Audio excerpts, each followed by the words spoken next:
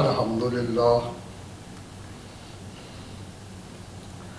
الحمدللہ والسلام علی عبادہ الذین اصطفیٰ خصوصاً علی سید الرسل و خاتم الانبیاء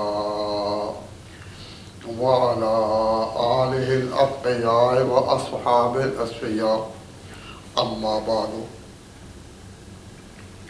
فاعوذ باللہ من الشیطان الرجیم بسم اللہ الرحمن الرحیم یا ایہا الذین آمنوا من یرتد منکم عن دینہ فسوف یأتی اللہ بقوم یحبهم ویحبونہ أذلة على المؤمنين أعزة على الكافرين يجاهدون في سبيل الله ولا يخافون لومة لائم ذلك فضل الله يؤتيه من يشاء والله واسع عليم صدق الله مولانا العظيم. اللہ تبارک و تعالی جل شانہ نے جس طرح قرآن پاک میں کچھ احکام بیان کیے کمانڈمنٹس کہ یہ کام کرنے کے ہیں اور یہ نہ کرنے کے، تو قرآن کریم صرف کمانڈمنٹس پر مشتمل ایک الہامی چیز نہیں، بلکہ اس میں کچھ پیشگوئیاں بھی ہیں. اور پیشگوئی اسے کہتے ہیں کہ کوئی واقعہ اگر ابھی واقع نہیں ہوا تو پیشگی اس کو بیان کر دیا جائے کہ ایسا ہوگا، اسے پیشگوئی کہتے ہیں. اور یہ اس بات کا نشان ہوتا ہے کہ اس کی خبر دینے والا اللہ رب العزت ہے، لہٰذا اس کو پیش کرنے والا اس کا نمائندہ پیغمبر ہے. جو چیز ابھی ہوئی نہیں، ابھی واقع نہیں ہوئی، تو کیا کسی کو خود پتہ ہو سکتا ہے کہ ایسا ہوگا؟ کوئی شخص یہ کہے کہ ایسا ہوگا آئندہ، تو کس بنا پر کہے گا؟ پیغمبر تو اس بنا پر کہہ سکتا ہے کہ اس کے پیچھے خدا کا ہاتھ ہے، وہ خدا کا نمائندہ ہے، وہ خدا کا سفیر ہے. تو پیغمبر جب کوئی بات کہے جو ابھی ہوئی نہیں تو اس کے بارے میں تو سمجھ آ سکتی ہے کہ پیچھے بتانے والا خدا ہے. لیکن اگر نبی نہیں تو پھر کس طرح کوئی بتا سکتا ہے؟ تو قرآن کریم میں کچھ ایسی خبریں بھی بیان کی گئی واقع ہونے سے پہلے کہ ایسا ہوگا، جو بالکل اسی طرح ہوئی جس طرح خدا نے کہا. تو اس میں کس کی صداقت روشن ہوتی ہے؟ حضور خاتم النبیین کی، کہ آپ اللہ کے پیغمبر ہیں اور خدا کی طرف سے آپ جو بات کہہ رہے ہیں. اور خدا چونکہ عالم الغیب و شہادہ ہے، اس لیے خدا نے اگر ان کو نہیں بتایا تو انہوں نے کیسے ایسی بات بتا دی جو اسی طرح ہوئی؟ انہیں کہتے ہیں قرآن کریم کی پیشگوئیاں. اور ان پیشگوئیوں کو سن کر اور پھر ان کے مصداق کو سامنے دیکھ کر نبوت کا بعد یقین اور پختہ ہوتا ہے، ایمان اور تازہ ہوتا ہے کہ آخر یہ پیغمبر اپنی طرف سے یہ نہیں کہہ رہے، اس کے پیچھے خدائی طاقت بول رہی ہے. مثلا نبی پاک صلی اللہ علیہ وسلم پر جب دین مکمل ہو رہا تھا یا دین مکمل ہونے والا تھا، یہ خبر کہ دین مکمل ہے اور حضور کا سفر آخر پیش آئے گا، یہ وہ فضا تھی. اس میں اللہ تبارک و تعالیٰ جل شانہ نے ایک پیشگوئی کی. یہ جو آیتیں میں نے آپ کے سامنے پڑھی، جب یہ فضا قائم ہو رہی تھی کہ یہ دین اب اپنی منزل کمال پر آ رہا ہے، تو اس میں یہ بھی اشارہ تھا کہ اب حضور اس دنیا سے رخصت ہو جائیں گے۔ حضور جب اللہ کا دین پہنچانے کے لیے آئے اور آپ نے پہنچا دیا، جب منزل پوری ہوئی تو یہ چیز خود بخود سامنے آ جاتی ہے کہ اب حضور کا سفر آخرت پیش آنے والا۔ تو جب یہ چیز چل رہی تھی کہ دین مکمل ہو رہا ہے اور حضور اکرم صلی اللہ علیہ وسلم کا سفر آخرت آگے ہے، تو اس وقت اللہ تبارک و تعالیٰ نے پیشگوئی کی جس کا تعلق حضور کے بعد مسلمانوں کے حالات سے ہے۔ اور وہ حالات کب پیش آئے؟ حضرت ابوبکر صدیق رضی اللہ تعالیٰ عنہ کے دور میں، اور جس طرح قرآن نے پہلے بات کہی تھی اسی طرح وہ بات ہوئی۔ تو جس طرح قرآن پاک کی پیشگوئیاں صداقت نبوت کی دلیل ہے، کیونکہ کوئی غیب کی خبر پہلے دی جائے سوائے اس کے نہیں ہو سکتا کہ خدا نے کہی ہو۔ اسی طرح قرآن پاک کی آیات میں، ان آیتوں میں نبوت کی تصدیق کے ساتھ ساتھ خلافت کی تصدیق بھی ہے پوری۔ مثلا ارشاد فرمایا کہ اس پیغمبر کے بعد اس کی جانشینی ہوگی، اس کے جانشین ہوں گے، اس کے بعد اس کی خلافت ہوگی، اس کے صحابہ دین کے کام کو اور خلافت کے نظام کو اپنے ہاتھ میں لے کر آگے چلیں گے۔ تو صرف نبوت کی تصدیق نہیں، خلافت کی تصدیق بھی ہے، نبی کی تصدیق نہیں، صدیق کی بھی تصدیق ہے ساتھ۔ مثلا اللہ تعالیٰ نے فرمایا یا ایھا الذین آمنوا، اے ایمان والو، من یرتد منکم عن دینہ، تم میں سے جو لوگ اپنے دین سے پھر جائیں گے، تم میں سے جو کوئی پھرے گا اپنے دین سے، فسوف یأتی اللہ بقوم، اللہ اس کے مقابلے میں ایک قوم کھڑی کرے گا۔ ان الفاظ پر غور کریں کہ تم میں سے جو کوئی پھرے گا اللہ کے دین سے، اللہ اس کے مقابلے میں ایک قوم کھڑی کرے گا۔ تو قوم کھڑی کس کے مقابلے میں ہوتی ہے؟ قوم کے مقابلے میں۔ معلوم ہوا کہ وہ دین سے پھرنے والا کوئی ایک آدمی نہیں ہوگا، کیونکہ ایک آدمی کو توڑ کرنے کے لیے اور اس کو ہٹانے کے لیے قوم تو نہیں کھڑی کی جاتی۔ یہ جو فرمایا من یرتد منکم عن دینہ، تم میں سے جو کوئی اپنے دین سے پھرے گا، فسوف یأتی اللہ بقوم، اللہ اس کے مقابلے میں ایسی قوم کو لائے گا۔ آگے اس قوم کی صفات بیان کی۔ تو قوم کس کے مقابلے میں لائی جاتی ہے؟ قوم کے مقابلے میں۔ اب فرد کے مقابلے میں تو نہیں لائی جاتی، نہ کوئی ضرورت ہوتی ہے۔ اس سے پتہ چلا کہ نبی پاک صلی اللہ علیہ وسلم کی وفات کے بعد ایک بڑی سطح پر، قومی سطح پر، ایک جماعتی سطح پر ارتداد پھیلے گا۔ ارتداد کا معنی کیا ہے؟ کہ واپس ایمان میں آئے ہوئے لوگوں کے لیے یا اسلام کے دائرہ میں آئے ہوئے لوگوں کا واپس لوٹنا، کفر میں بھی چلے جانا، اس کو کہتے ہیں ارتداد۔ اپنی ایڑیوں پر پھر جانا، یہ ہے ارتداد۔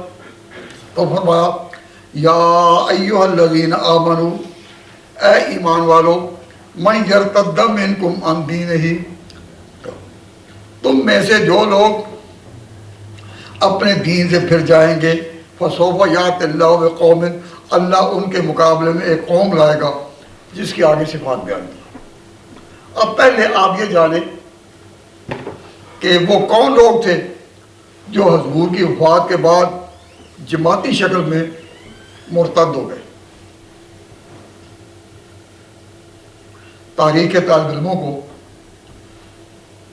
تلاش کرنی چاہیے، تاریخ کے واقعات کی طرف نگاہ کرنی چاہیے کہ حضور کی وفات کے بعد جماعتی شکل میں کون لوگ مرتد ہوئے، اپنے دین سے ہٹے۔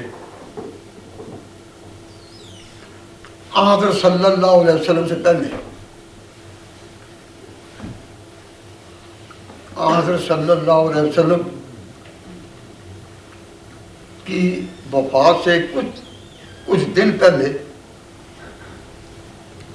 یمامہ کے ایک شخص نے دعویٰ کیا کہ میں نبی ہوں، اس کا نام تھا مسیلمہ۔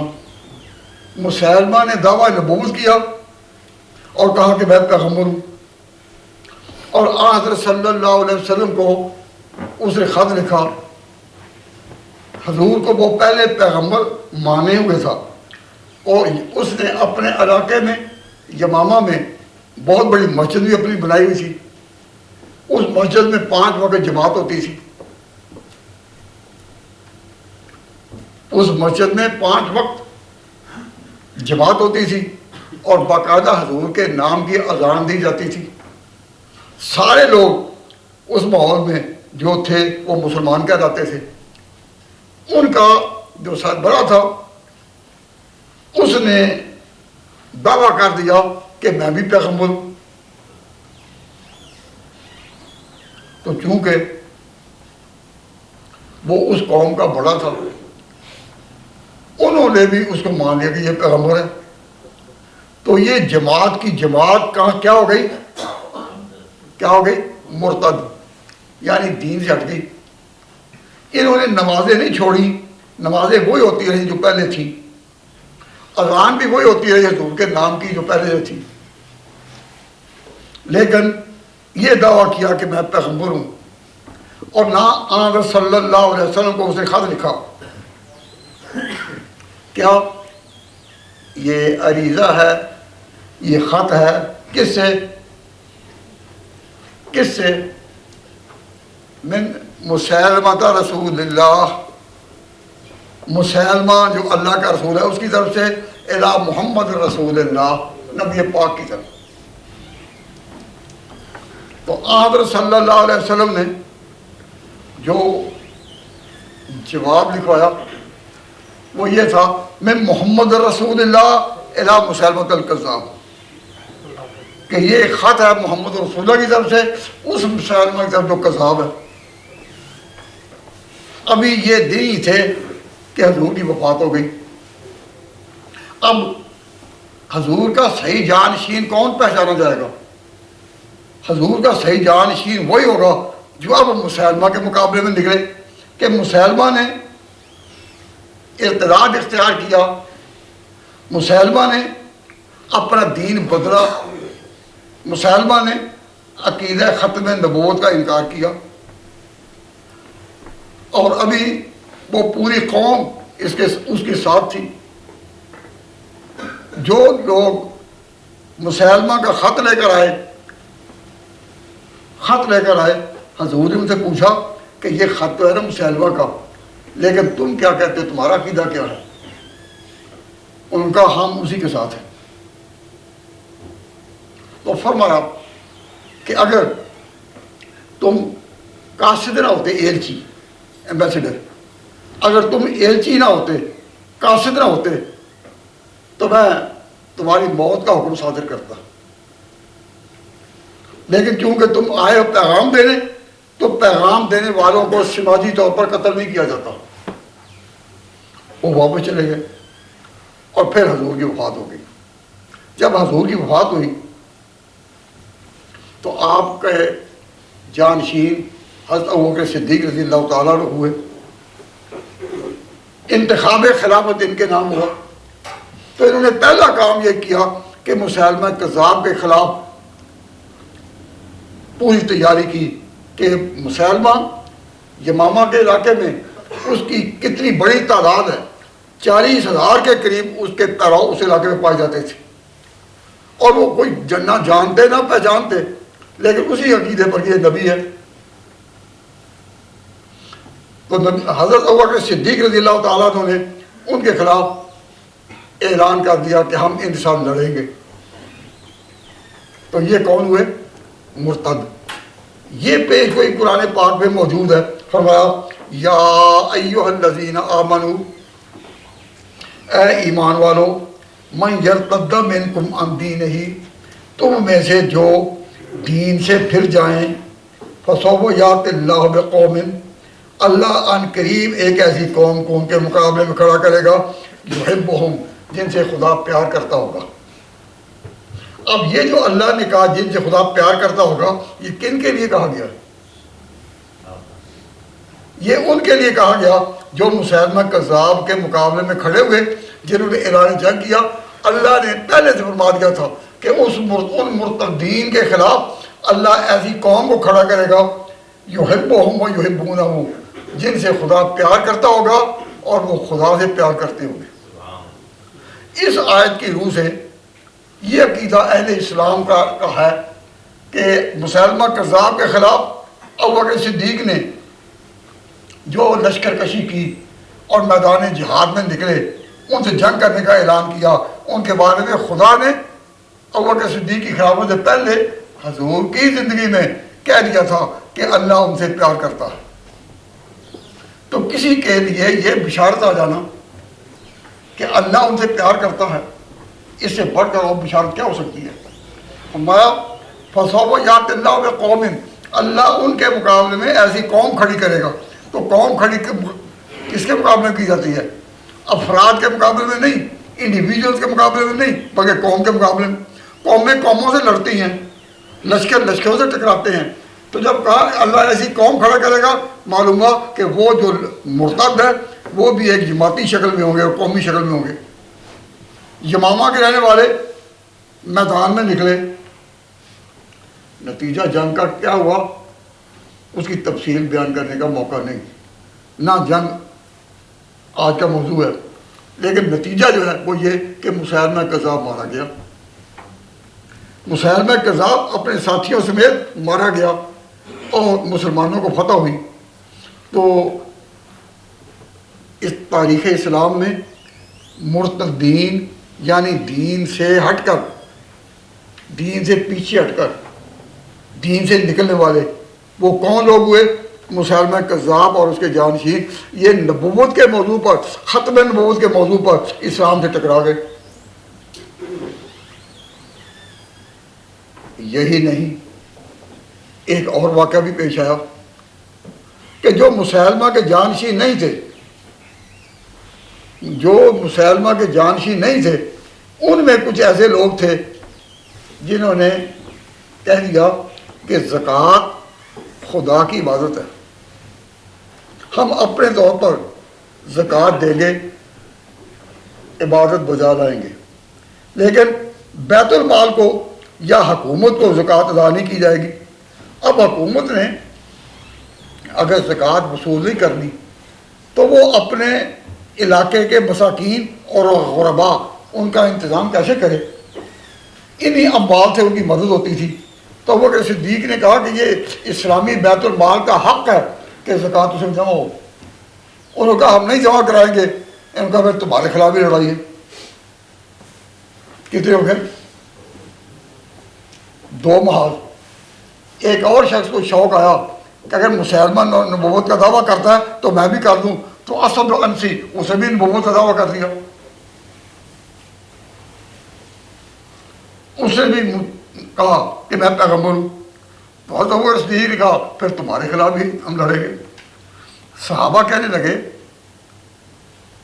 حضور ابوبکر صدیق سے کہ آپ چاروں طرف محاذ کھڑے کر رہے ہیں، پہلے ایک سے لڑ لیں پھر دوسرے پھر تیسرے سے۔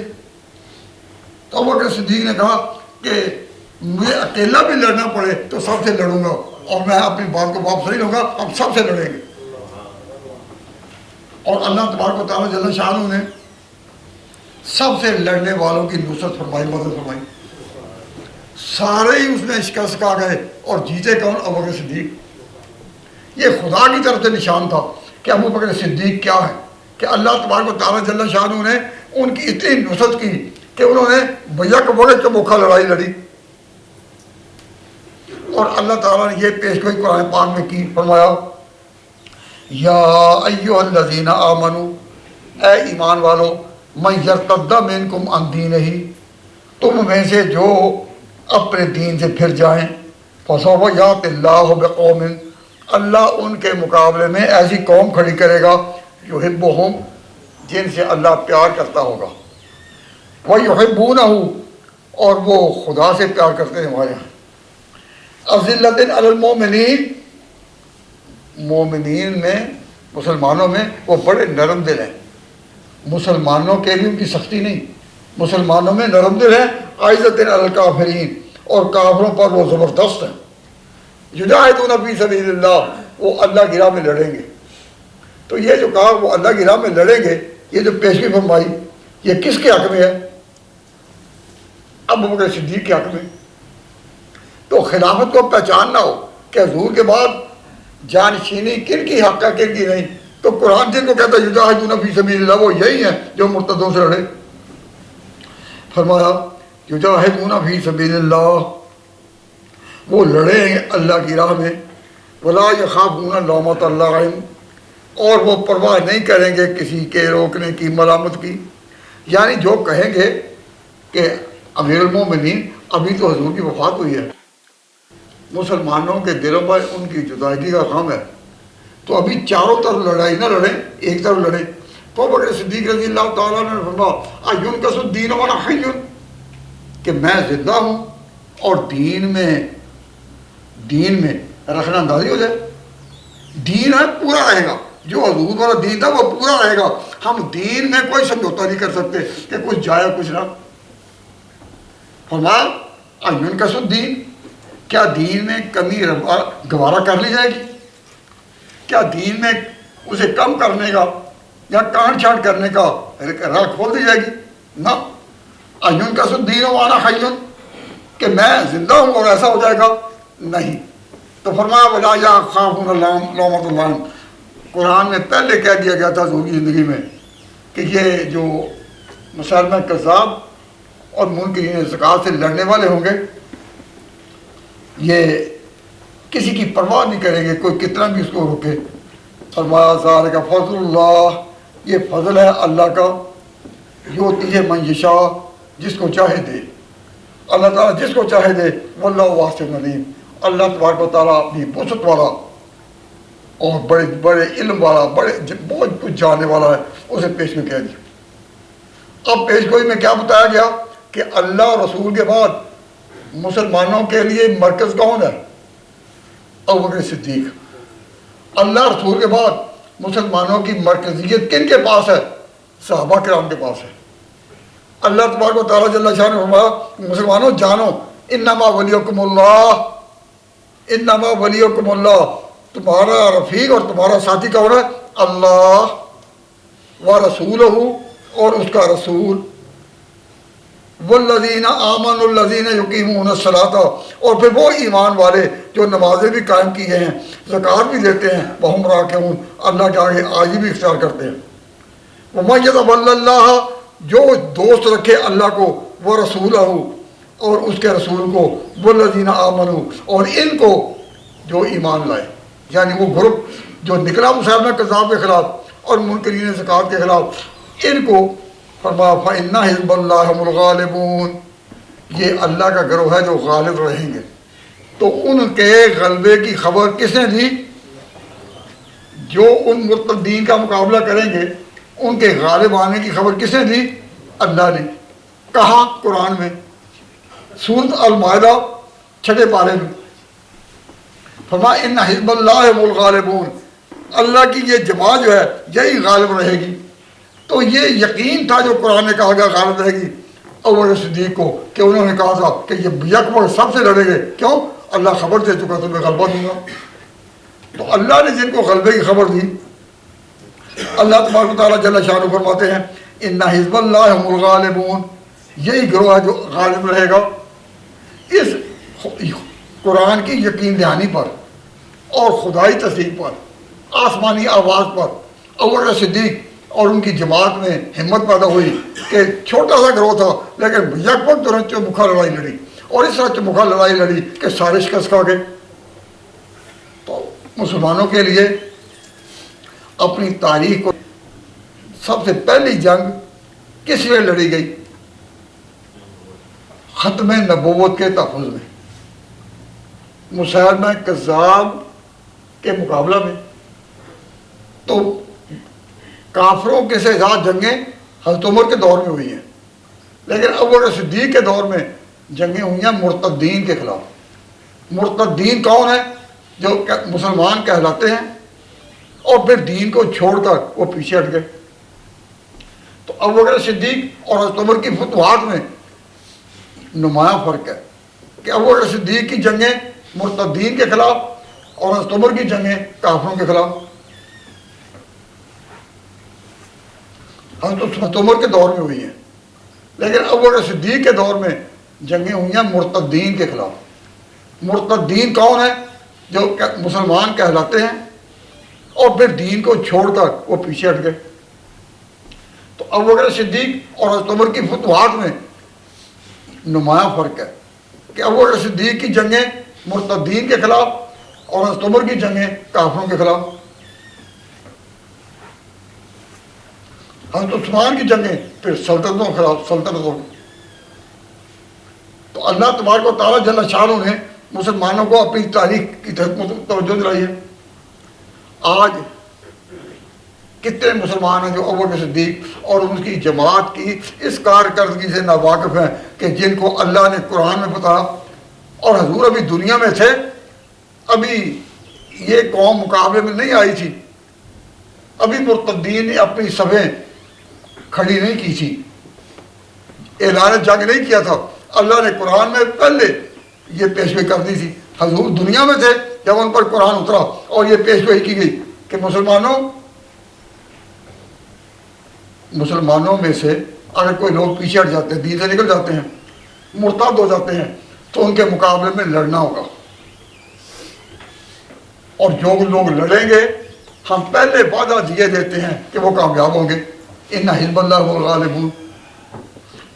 لوگ ان کو سمجھائیں گے کہ ہر طرف چمکھا لڑائی نہیں، لیکن وہ کسی کی پرواہ نہ کریں گے.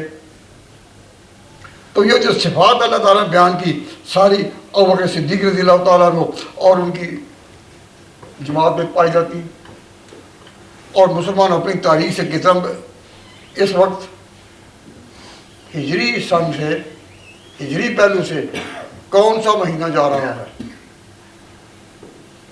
ہجری اعتبار سے یہ مہینہ جا رہا ہے جمادی الاخری کا، جمادی الاخری کا. اور اگلا چاند ہوگا وہ رجب کا ہوگا، اس سے اگلا چاند جو ہے شعبان کا. تو جمادی الاخری کی غالباً 22 تاریخ تھی جس میں حضرت ابو بکر صدیق رضی اللہ تعالیٰ عنہ کی وفات ہوئی ہے. 22 جمادی الاخری، اور وہ 22 تاریخ کب ہے؟ منڈے کو. یہ جو منڈے آ رہا ہے اس میں. تو ایسے موقع پر تو مسلمانوں کو اپنی تاریخ کو مسلسل رکھنے کے لیے اور تاریخ کو زندہ رکھنے کے لیے چاہیے تھا کہ ابو بکر صدیق رضی اللہ تعالیٰ عنہ کہ اس مقام کو جو قرآن نے بیان کیا، انما ولیکم اللہ ورسولہ والذین آمنوا، یہ جو ان کا مقام بیان کیا کہ اللہ نے بتایا کہ جب اس قوم میں کچھ لوگ مرتد ہوئیں گے تو ان کے مقابلے میں جو قوم کھڑی کی جائے گی اللہ ان سے پیار کرتا ہوگا. اس آیت کی روح سے ہم یقین کرتے ہیں کہ ابو بکر صدیق اور ان کی پوری جماعت اللہ کے محبوبین میں سے. لیکن آج کل اتنی بے خبری ہے کہ کسی شخص نے بھی ہمیں اس طرح توجہ نہیں دلائی کہ جی ابو بکر صدیق رضی اللہ تعالیٰ عنہ کی یاد میں اتوار کو پروگرام رکھ لیں تاکہ سوموار کی تاریخ بیان کی جائے. ان کاموں کی طرف توجہ ہی نہیں.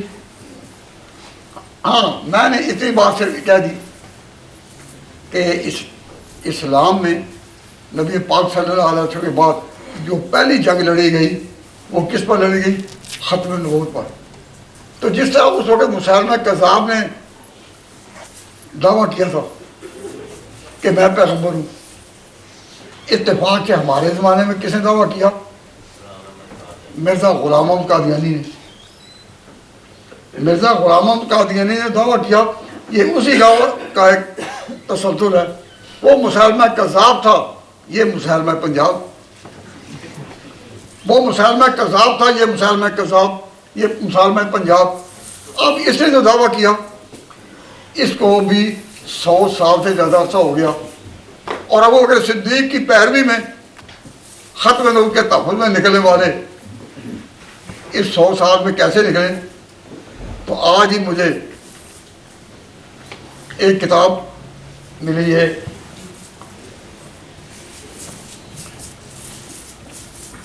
तहफ़्फ़ुज़ ख़त्म नबूवत की 100 साला तारीख, 100 साला कि 100 साल में मुसलमानों ने ख़त्म नबूवत का तहफ़्फ़ुज़ करने के लिए और ख़त्म नबूवत के अक़ीदे को बचाने के लिए कितनी कुर्बानियाँ दी, और तारीख़ के मुख्तलिफ़ मोड़ों पर और मुख्तलिफ़ तहरीकों पर किन किनों ने जानों का कुर्बाना दिया, जिन्होंने नजराना दिया, जिन्होंने इस पर सारी सहूलतें बर्दाश्त की और आज वो अगली दुनिया में जा चुके हैं। तो ये तहफ़्फ़ुज़ ख़त्म नबूवत की 100 साला तारीख़, ये किताब हमें एक ही मिली है, तो इंशाअल्लाह ये अकेडमी में मौजूद होगी।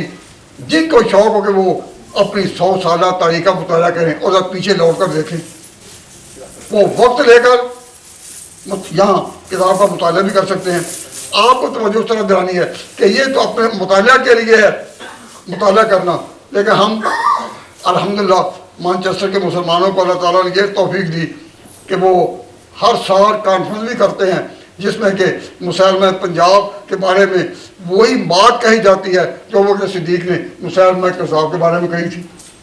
और वो इस महीने यानी मई की 27 तारीख को वो कॉन्फ्रेंस हो रही है, जिसका आपके सामने बैनर लगा हुआ है। आपसे अपील है कि ख़त्म नबूवत की जद्दोजहद में जिस तरह 100 साल से ये चली आ रही है और 100 साला काविश इस तरह उम्मत ने की, अब इन बैरूनी मुल्कों में जब ये लोग आ गए तो यहाँ भी अपने अकीदे को बचाने के लिए और अपने मुसलमान भाइयों को इनके अकायद से मुतले करने के लिए एक बड़े काम की ज़रूरत है। तो मैंने पिछले बार भी अपील की थी कि आप हज़रात इसमें, उन्होंने तो अपनी जानें भी कुर्बान की, और कितने लोग होंगे जो इन मार्कों में शहीद हुए तो जाकर पाकिस्तान में कौमी असम्बली में ये बात लीडरों को बर्दाश्त पास करनी पड़ी। सारी फिर सारे सियासी पार्टियों के नुमाइंदे इसमें शरीक, अपने मकासद में वो मुख्तलिफ हैं, सियासत में मुख्तलिफ है, लेकिन ख़त्म नबूवत ने सब कहा कि अकीदा एक है, क्योंकि इसी अकीदे पर हमने जान देनी है। तो उन्होंने अपनी जगह काम किया। अब मैं आप हज़रात से अपील करता हूँ कि ख़त्म नबूवत के इस काम के लिए आपने कहाँ तक तैयारी की। अगर हर शख्स अपना इरादा करे कि मैं ये काम करूँगा कि कॉन्फ्रेंस में आऊँगा, लेकिन अकेला नहीं, पूरा ग्रुप लेकर, हर शख्स अपने दोस्तों का ग्रुप 5-10 अगर हर एक 5-10 अपने दोस्त लेकर आए तो शुरू में ही हाल भर जाएगा। और इसमें यूरोप से, अमेरिका से और पाकिस्तान से बड़े बड़े मुक़र्रिरीन आ रहे हैं। तो आप हज़रात से इल्तिमास है कि इसमें आप पूरा ख़त्म कॉन्फ्रेंस का ताउन करेंगे ना, और करने का पहला एग्ज़ाम यही है कि इरादा करें कि जो शख्स भी आए अपने साथ 4-5 साथियों जरूर लाए। अल्लाह तबारक व तआला जान सारान ख़त्म नबूवत में ये जो 100 साला तारीख़ में दिए गए हैं उन नामों में आप सब हज़रात को भी शामिल फरमाए, और ख़त्म नबूवत के झंडे को उठाने में और इसकी खिदमत करने में आपकी कुर्बानियों को भी कबूल फरमाए। अब मैं आप हज़रात से कहता हूँ कि जिनका ईमान जागता है और दिल सोया हुआ नहीं, जो इस काफिला के साथ आना चाहते हैं, ख़त्म नबूवत को की आवाज़ को ऊंचा करने के लिए 60 साला तारीख के आगे बढ़ना चाहते हैं, वो सारे अब इस मस्जिद में ऐलान करें। जनाब काजी साहब आपसे अपील करेंगे और आप उसका आइए।